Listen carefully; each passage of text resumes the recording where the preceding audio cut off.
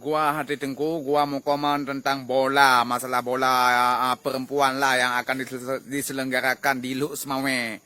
Itu nggak apa-apa, buat teruskan aja. Itu kesenangan anak muda. Seharusnya memang diperbanyak lagi yang macam itu.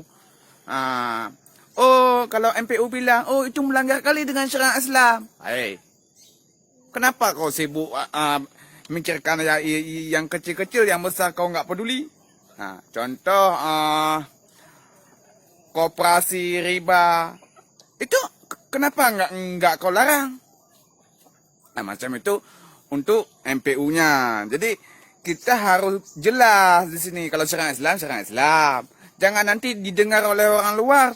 Di Aceh syariat Islam udah hebat kali, udah halim kali. Padahal nggak ada itu. Syariat Islam untuk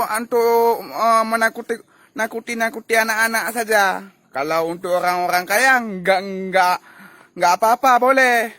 Kau tengoklah itu. Kawan gua kan ada banyak polisi lah.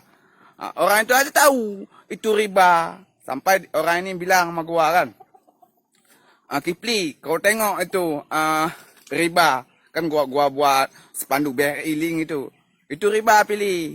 Dia bilang gitu. Gua bilang gini, nggak apa-apa, riba nggak haram. Yang haram ganja. Kalau riba boleh kita buat iklan, tapi kalau riba, kalau ganja ditangkap kita Pak.